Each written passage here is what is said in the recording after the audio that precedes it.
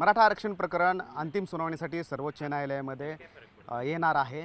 परंतु या प्रकरणाच्या वेळेस सुनावणीच्या वेळेस कोणकोणते मुद्दे येणार आहेत, यापूर्वी काय झालेलं आहे, मराठा आरक्षण हे टिकणार का, या संदर्भामध्ये काय काय मुद्दे येतील यावर चर्चा करण्यात आपल्यासोबत सर्वोच्च न्यायालयामधील हे सगळे वकील आहेत आणि त्यांच्याकडून जाणून घेणार आहोत की नेमकं यापूर्वीसुद्धा कोणकोणते मुद्दे आलेले आहेत, वेगवेगळ्या राज्यामध्ये कशी परिस्थिती राहिली आहे आणि मराठा आरक्षण टिकेल का. विशाल जोगदंड जे आपल्यासोबत आहेत, विशालजी मला सांगा की काय मुद्दे येऊ शकतात आणि आपण पाहिलेलं आहे की मागील वेळेससुद्धा सर्वोच्च न्यायालय असेल किंवा हायकोर्टामध्ये कोणते मुद्दे आलेले आहेत, तर अंतिम सुनावणीसाठी आलेलं आहे हे प्रकरण काय होऊ शकतं.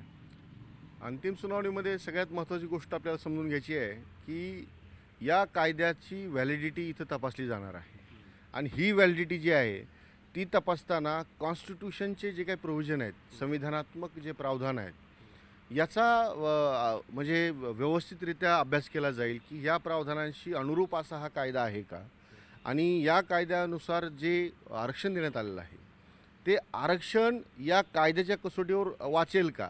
आता हे याच्यावर आता आर्ग्युमेंट होणार आहेत आणि याच्यामध्ये जे अगोदर सुप्रीम कोर्टाचे जजमेंट झालेले आहेत त्याच्यामध्ये रिझर्वेशनची लिमिट ठरलेली आहे की 50% लिमिट असली पाहिजे, परंतु ती आता आपण ऑलरेडी क्रॉस केलेली आहे भारतामध्ये.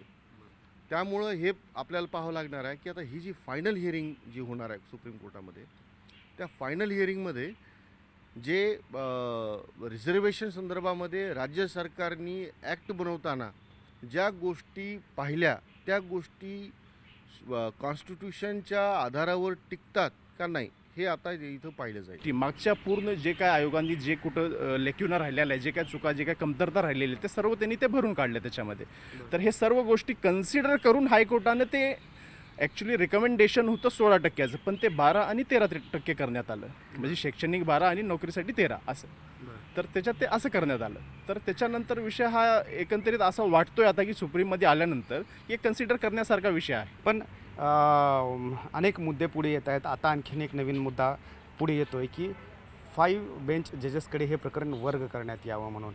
तर काय वाटतं की कारण यापूर्वीसुद्धा काही याचिकाकर्त्यांनी सांगितलं होतं, परंतु 2 वेळा सुनावणी झाली, सर्वोच्च न्यायालयाने त्याची दखल घेतली नाही आहे. आता हेच बेंच सुनावणी करू शकतं का 5 बेंचकडे जाऊ शकते.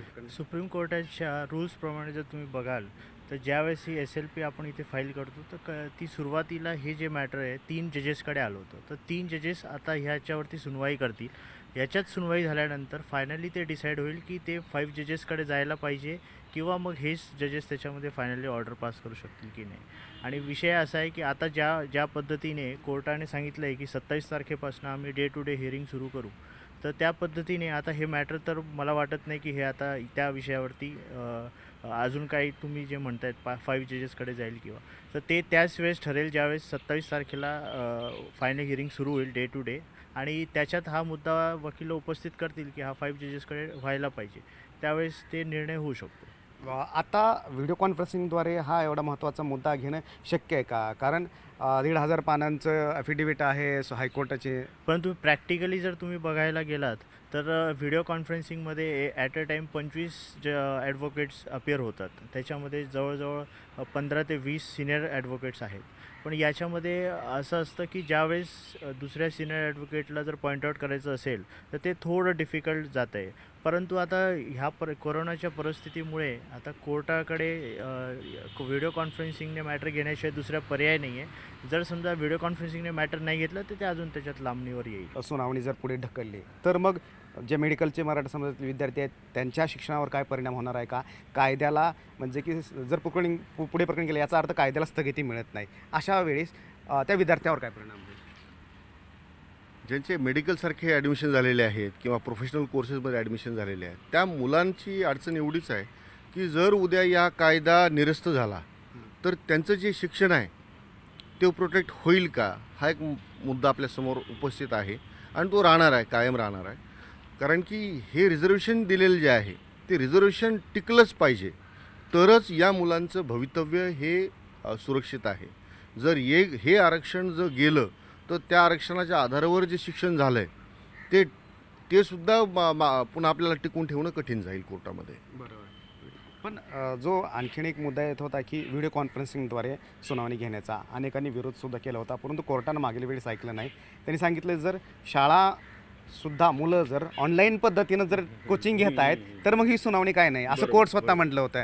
मग अशा वेळी ही सुनावणी 3 दिवसामध्ये होऊ शकते का? कसं वेळ जो वाटून दिलेला आहे शक्य नाही आहे 3 दिवसात सुनावणी होणं. जर कोर्टाला जर फक्त आणि फक्त ॲक्ट पाहायचा असेल आणि त्याच्या मागचं काय कारण होतं ते कायदा आणण्यामागचं, तर ते सगळं पाहायचं म्हटलं 3 दिवसात तर ते अशक्य आहे. आणि या हिअरिंगमध्ये ज्या म्हणजे ॲडव्होकेट्स आहेत अवेलेबल म्हणजे येत आहेत आर्ग्युमेंटला, मला वाटत नाही की ते एकाचीसुद्धा आर्ग्युमेंट त्यात पूर्ण होईल. कारण की हा जो कायदा आहे या कायद्याच्या व्हॅलिटीवर आपण आर्ग्युमेंट म्हणजे करणार आहोत सगळेजण. तर याच्यामध्ये कोर्टाला जे समजून घ्यायचं आहे की या कायद्याची व्हॅलिडिटी ती समजून 3 दिवसात घेणं मला वाटतं शक्य नाही आहे. आणि याची सुनावणी ही ओपन कोर्टातच करावी लागेल. आणि हे प्रकरण लांबणीवर जर पडलं किंवा लांबणीवर जरी गेलं तर याच्यात नुकसान एवढंच असणार आहे की या प्रकरणाची व्हॅलिडिटी ही आपल्या बाजूने लागली पाहिजे. कारण की जे विद्यार्थी आहेत ज्यांना या आरक्षणाचा फायदा मिळालेला आहे त्यांना त्याच्यात अडचण नाही येणार. पुन्हा व्हिडिओ कॉन्फरन्सिंगने ही सुनावणी घेण्यामध्ये काही तांत्रिक अडचणी येतात का? आवाज नाही येणं किंवा डिस्कनेक्ट सारखं होणं आणि त्याचा परिणाम होतोय का?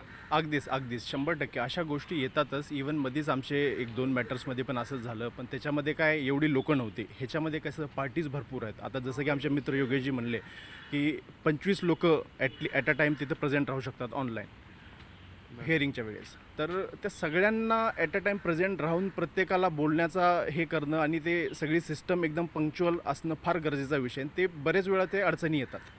तर ते जरा अशक्यच वाटतं. तर आता कोर्ट ह्याच्यामध्ये एक गोष्ट असं करू शकते की इंडिव्हिज्युअली तुम्ही तुमची बाजू मांडा. प्रत्येक हिअरिंग वेळेस जेव्हा मॅटर लागेल आपलं तेव्हा त्याची बाजू मांडा. Individual advocate, individual senior. मागील जेव्हा सुनावणी झाली तेव्हा कपिल सिब्बल यांनी एक मुद्दा उपस्थित केला होता की जो इंदिरा साहनी केसमध्ये सांगण्यात आला होता 50% आरक्षणच्या वर जर गेलं जाऊ शकता येतं, फक्त ते अपवादात्मक परिस्थितीमध्ये जाऊ शकता येतं. याच मुद्द्याच्या भोवती पुढच्या हिअरिंग होऊ शकतात का? आणखीन कोणते मुद्दे येऊ शकतात?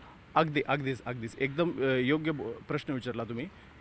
हे लास्ट टाईम जेव्हा कपिल सिब्बलजींनी सांगितलं होतं की इंदिरा साहनीमध्ये जो रेफरन्स दिलेला आहे अपवादिक स्थिती असेल तर तुम्ही हे इन्क्रीज करू शकता किंवा तेव्हा तुम्ही रिझर्वेशन देऊ शकता. पण तसं नसेल तर तुम्ही कुठंही उठसूट प्रत्येक राज्यानं जर असं केलं तर ते अयोग्य ठरेल. म्हणजे ते कॉन्स्टिट्यूशनमध्ये बसत नाही आपल्या. सुप्रीम कोर्टाच्या सगळ्या जजेसना हे सगळं कन्सिडर करावं लागेल की याच्या आधी काय झालं आहे, ह्या अहवालमध्ये काय झालं आहे आणि याच्या पुढे याचा परिणाम काय होऊ शकतो. तर कदाचित या अहवालापेक्षा हा जो निर्णय येणार आहे तो हा निर्णय यांच्यापेक्षा वेगळाच असणार आहे. आणि तो कदाचित असं पण होऊ शकतं की या निर्णय आल्यानंतर आणखीन आरक्षणामध्ये आणखीन काही नवीन गोष्टी आपल्याला बाहेर येऊ शकतात.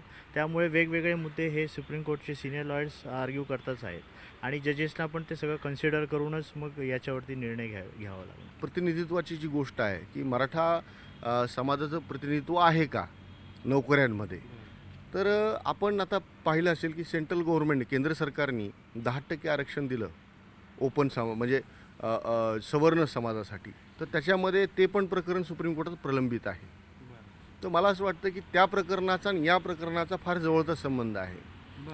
कारण की ते जे 10% आरक्षण दिलेलं आहे ते तर सिलिंग लिमिटला सहज क्रॉस करतं आहे म्हणजे पूर्ण भारताच्यासाठी. तर मग मराठा समाजाचं जर आरक्षण थोडंसं सिलिंग लिमिटच्या वर जात असेल तर काही फरक पडायचं काही कारण नाही आहे.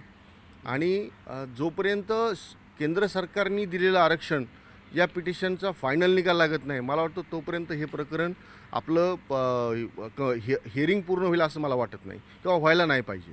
आणि हा मुद्दा आपल्या वकिलांमार्फत सुप्रीम कोर्टासमोर ठेवला जाईल असं आपण अपेक्षा करू शकतो.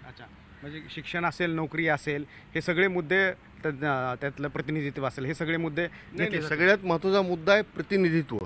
मराठा समाजाचं प्रतिनिधित्व किती आहे, नोकऱ्यांमध्ये किती आहे. आता तुम्ही असं म्हणू शकाल की मराठा समाजाचे मुख्यमंत्री आहेत, आमदार आहेत आणि पंचायत समिती मेंबर आहेत. हे पॉलिटिकल रिप्रेझेंटेशन आहे. पण जे एक्झिक्युटिव्हमध्ये या समाजाचं जे सहभाग असायला पाहिजे तो सहभाग किती टक्के आहे. आणि या समाजामध्ये जे विद्यार्थी आहेत जे शिक्षणामध्ये आहेत त्यांचं शिक्षणामध्ये संख्याबळ किती आहे. जर हा समाज फक्त शेतात राबत असेल आणि फक्त राजकारणापुरता वाढल्यासारखा दिसत असेल तर मला वाटतं समाजाची पूर्ण वाढ झालेली नाही. आणि समाजाचे सांस्कृतिकदृष्ट्या जे काही विषय आहेत की या समाजाची सांस्कृतिक परिस्थिती कशी आहे, तर सांस्कृतिक प्रतिनिधित्व आणि या समाजाचं नोकऱ्यांमधलं प्रतिनिधित्व या दोन्ही गोष्टी महत्त्वाच्या आहेत. अच्छा, बिलकुल 2 महत्त्वाचे मुद्दे सांगितलेले आहेत. पण मला आणखीन एक विचारायची योग्यची की 145 जे शिक्षण सांगण्यात आलेलं आहे की त्याच्यामध्ये सांगण्यात येते की संविधानाच्या संदर्भामधला मूलभूत मुद्दा जो आहे तो घेतला जाईल का याच्यामध्ये, आणि त्यामुळं ते लार्जर बेंचकडे हे प्रकरण सोपवण्याची सुद्धा मागणी होऊ शकते का? आता ज्या पद्धतीने तेच आता विषय हाच आहे की ज्यावेळेस हे आर्ग्युमेंट्स बाहेर येतील आणि ज्यावेळेस 27 तारखेपासून जी डे टू डे हिअरिंगसाठी प्रत्येक ॲडव्होकेटला 3 दिवस, प्रत्येक पक्षाला 3 दिवसाची वेळ देण्यात आलेली आहे. तर त्या जसं विशालजी म्हणत आहेत हे 3 दिवसात हे होणं शक्य नाही आहे. सगळ्यात पहिला मुद्दा आहे. आणि दुसरा मुद्दा आहे की जे तुम्ही म्हणतायत की 5 जजेस बेंचकडे हे जाऊ शकतं का, हा मुद्दा कदाचित उपस्थित राहू शकतो. कारण की हा जो विषय आहे कदाचित हा थोडा इंदिरा साहनी किंवा या जसे इश्यू होते या विषयामध्ये इंदिरा साहनीच्या केसमध्ये जे 50% आरक्षण वगैरे जे मांडण्यात आलं होतं तर तो मुद्दा जसा महत्त्वाचा होता तसा हा मुद्दाही खूप जास्त महत्त्वाचा आहे. म्हणून 3 जजेस याच्यावरती काही निर्णय घेतील आणि तो काय मान्य होईल असं खालील जे सिनियर ॲडव्होकेट्स आहे ते कदाचित मान्य करू शकणार नाही. म्हणून तो हा उपस्थित तर नक्कीच मुद्दा करतील की हे मॅटर 5 जजेसकडे हे व्हायला पाहिजे. अच्छा, पण मग अशा परिस्थितीमध्ये जे विद्यार्थी आहेत मेडिकलचे किंवा काय, तर त्यांचे शिक्षण जे आहे त्यांना प्रवेश प्रक्रिया आता 30 तारखेपर्यंत त्यांची शेवटची डेट आहे. तर त्यांचं काय त्यांना यावेळेस प्रवेश मिळणार का? आणि दुसरा मुद्दा म्हणजेच की जर या कायद्याच्या संदर्भामध्ये जर स्थगिती दिली किंवा नाही दिली तर काय कसा परिणाम होणार? तुमचा मुद्दा हा बरोबर आहे, परंतु विषय आता एवढाच आहे की हा मुद्दा पण तिथे उपस्थित होणार आहे. कारण की विद्यार्थ्यांचं आता विद्यार्थ्यांचं शिक्षण आहे, ज्यांना आरक्षणमध्ये किंवा ते त्या सेक्शनमध्ये आणि याच्यात बसत असतील तर त्यांना जर समजा त्या पद्धतीने ॲडमिशन मिळणार असेल आणि जर हा मॅटर सुप्रीम कोर्टात प्रलंबित असल्यामुळे जर समजा तुमचं तिकडे ॲडमिशन होणार नसेल तर विषय अडचणीचा आहेच. म्हणून हा मुद्दा पण तिथे उपस्थित होऊ शकतो. पण विषय आता असा आहे की सुप्रीम कोर्टाने याच्यावरती कुठल्याही पद्धतीने स्टे दिलेला नाही आहे. तर स्टे दिला नाही आहे म्हणून कदाचित ॲडमिशनसाठी जो विषय आलेला आहे तो कदाचित ते लोकल लेवलला ते ठरवतील. कारण की स्टे याच्यात अजून तरी मिळालेला नाही आहे. श्रीकांतजी, आणखीन कोणते महत्त्वाचे याच्यामध्ये मुद्दे येऊ शकतात? वेगवेगळ्या राज्यातील परिस्थितीचा पण विचार केला जाऊ शकतो का फक्त महाराष्ट्रामधलेच विचार केला जाऊ शकतो? कारण आपल्याला माहिती आहे की जाटचं आंदोलन होतं, दुसरी गुजरातचं आंदोलन होतं. अगदीच. बाकीच्या राज्यांचा पण कल ह्या मॅटरवरती भरपूर राहील. हा विषय असा आहे की बाकीचे जाट आरक्षण झालं, राजस्थानचं झालं, हे सर्व लोक आपल्याला बघतायत ॲक्च्युली.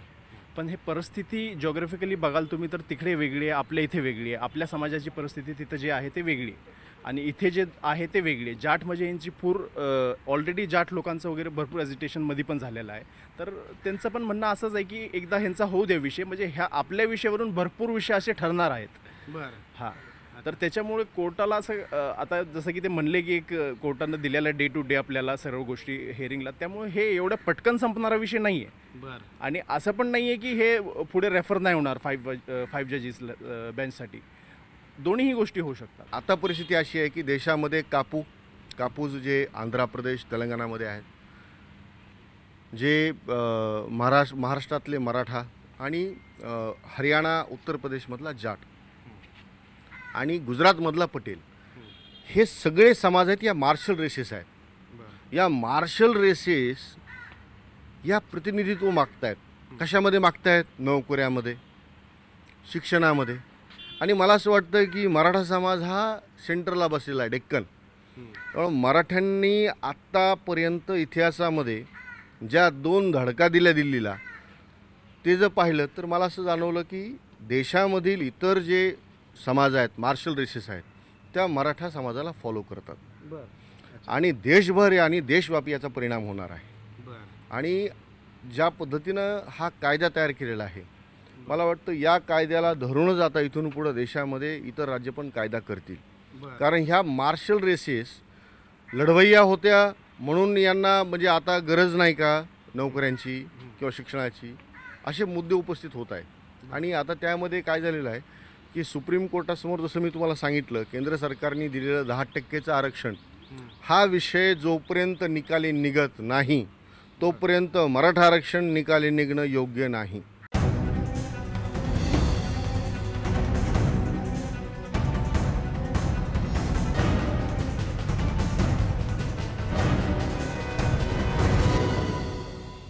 याच्यामध्ये केंद्र सरकार पण येऊ शकतं का?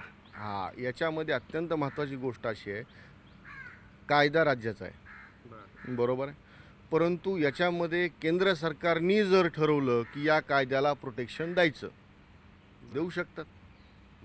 पार्लमेंट या देशामध्ये सर्वोच्च आहे आणि त्यांना ते देण्याचा पूर्ण अधिकार आहे. मग हे कुठे ठरणार? कोर्टामध्ये ठरणार का संसदेमध्ये ठरणार? हाच तर मुद्दा आहे की आता हे प्रकरण म्हणजे या कायद्याला कोर्टामध्ये चॅलेंज केलेलं आहे, परंतु जर आपण त्याला राजकीयदृष्ट्या जर पाहिलं की राजकीय महत्त्वाकांक्षाच्या दृष्टीने पाहिलं तर मला वाटतं केंद्र सरकार कुठलाही कायदा प्रोटेक्ट करू शकतो. एखाद्या राज्याने जर केलेला कायदा असेल तर तो कायदा शेड्यूल 9मध्ये टाकून त्याला प्रोटेक्शन देता येऊ शकतं. विशालजी, मला थोडक्यात सांगा की हा कायदा जो आहे तो सुप्रीम कोर्टाच्या समोर टिकू शकतं का? वेगवेगळ्या आणि त्याचे पटपट काही मुद्दे सांगा की हे मुद्दे आहेत आणि हे यामुळे हे टिकू शकतं किंवा नाही टिकू शकत, दोन्ही मुद्दे सांगितले चालते. याच्यामध्ये हा कायदा टिकणार. त्याचे 2 महत्त्वाचे मुद्दे आहेत. एक की राज्य सरकारने हा कायदा बनवत असताना ज्या काही अडचणी होत्या त्या मागच्या 5 वर्षापूर्वीच त्यांनी व्यवस्थित केलेल्या होत्या. आपण असं समजायला हरकत नाही का राणे आयोगानंतर जे अडचणी होत आल्या आणि त्याच्यानंतर हा जो कायदा बनवला, म्हणजे याच्या अगोदर 2 राऊंड झालेले आहेत कोर्टाचे, त्याच्यानंतर हा कायदा बनलेला आहे. त्यामुळे मला वाटतं की हा पहिला मुद्दा तर क्लिअर आहे की कायदेशीरदृष्ट्या राज्य सरकारने हा कायदा योग्य बनवलेला आहे. आता राहिली दुसरी गोष्ट अशी आहे की याचं इम्प्लिमेंटेशन जे आहे आणि इम्प्लिमेंटेशन करत असताना ज्या लोकांना याचा त्रास झाला किंवा याच्याबद्दल त्यांना काही अडचणी आल्या ते लोक इथं आलेले आहेत कोर्टामध्ये.